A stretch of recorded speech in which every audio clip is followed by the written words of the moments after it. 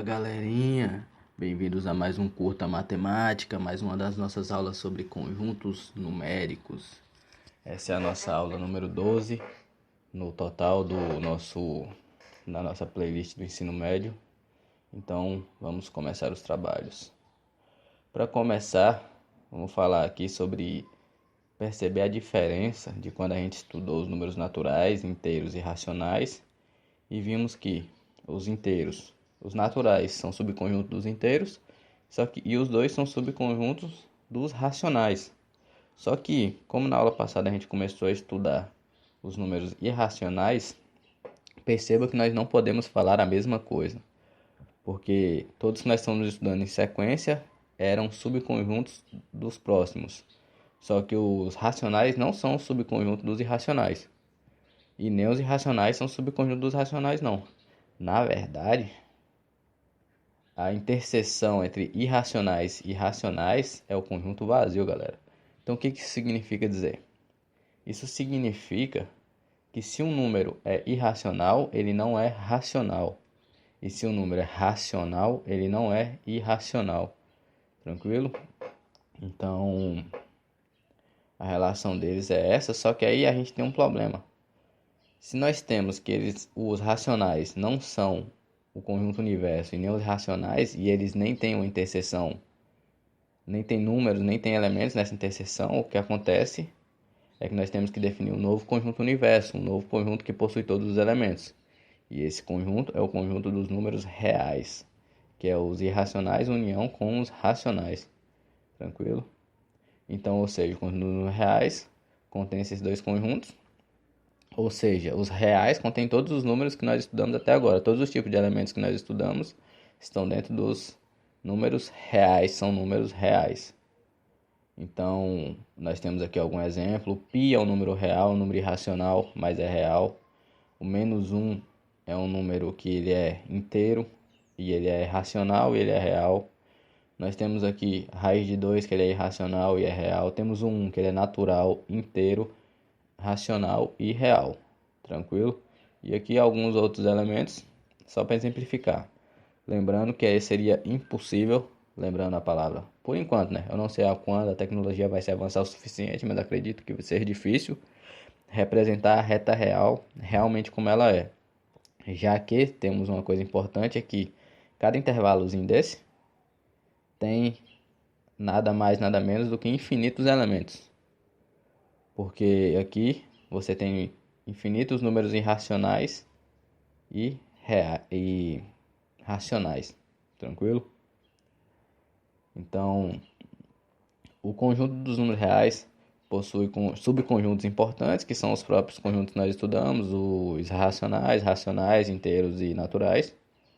Além desse, temos os reais não negativos. Lembra? A gente viu isso lá nos números inteiros, que quando você tem o zero, então você não pode falar que são os positivos. Eles são os não negativos, porque tem o zero não é positivo nem negativo. Então ele tem esse símbolozinho R+. Aí sim você coloca o asterisco, exclui o zero, e aí vira só os números reais positivos.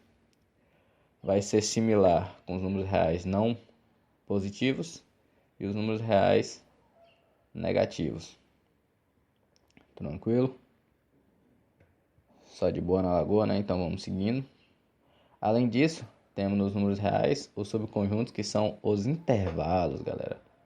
Então os intervalos vai ser essa questão desses, por exemplo aqui, o intervalo 2 a 4. Então x pertence aos reais, tal que x é maior ou igual a 2 e menor ou igual a 4. Só que aí, isso significa que todos os elementos dos reais que são iguais e maiores que 2 e iguais e menores que 4 estão nesse intervalo. Só que perceba o seguinte, esse intervalo é isso daqui. Espero que todo mundo tenha percebido, quem esteja nesse estudo, que não, né? É errado. Porque os números, como eu já falei, os intervalos entre dois inteiros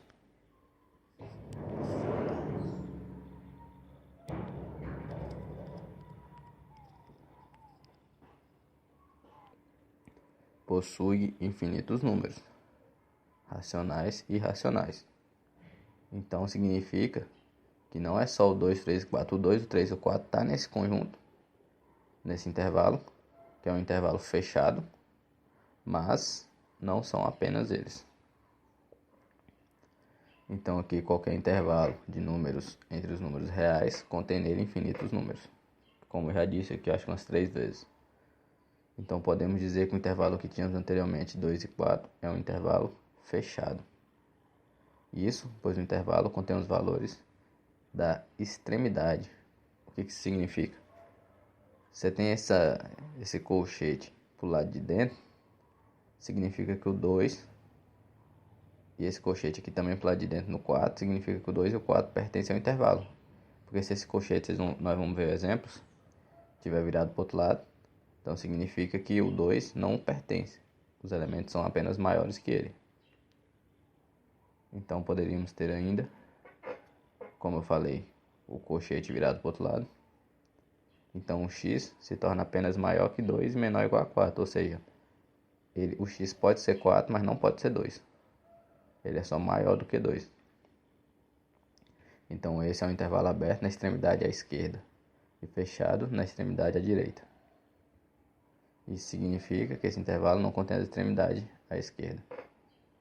Temos aqui um intervalo que não contém nenhuma das duas extremidades, ou seja, o x não pode ser 2 nem 4, mas vai ser o menor do que 4 e maior do que 2. E nesse caso, a gente faz essa bolinha aberta, entende? Essa bolinha transparente. Então, se esse colchetezinho fosse fechado aqui, no 2, por exemplo, essa bolinha ia ser fechada, ia ser toda pintada. Tranquilo? Eu fiz só desse porque depois nós vamos ver melhor isso. Quando tiver lá em equações, a gente trabalha muito com essa questão do conjunto fechado, do intervalo fechado e aberto. Ou seja, esse intervalo é aberto nas duas extremidades, o que significa que o intervalo não contém nenhuma delas. E aqui nós temos outro exemplo.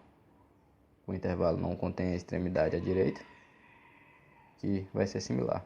Nesse caso, o intervalo é fechado à esquerda e aberto à direita. E podemos ter ainda esse tipo de intervalo aqui, ó, que são os intervalos que contêm o infinito. Ou seja, como você não pode numerar o infinito, ele não tem um limite, então significa só, por exemplo, nesse caso, ele vai ser só menor ou igual a 3. Ou seja, vai ser um intervalo fechado em 3. Vai conter o elemento 3.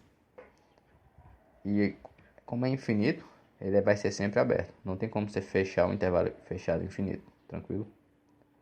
Aqui no 5 vai ser só menor do que menos 5. Então vai ser aberto. Ou seja, ele não contém o elemento menos 5. O elemento menos 5 está fora do intervalo.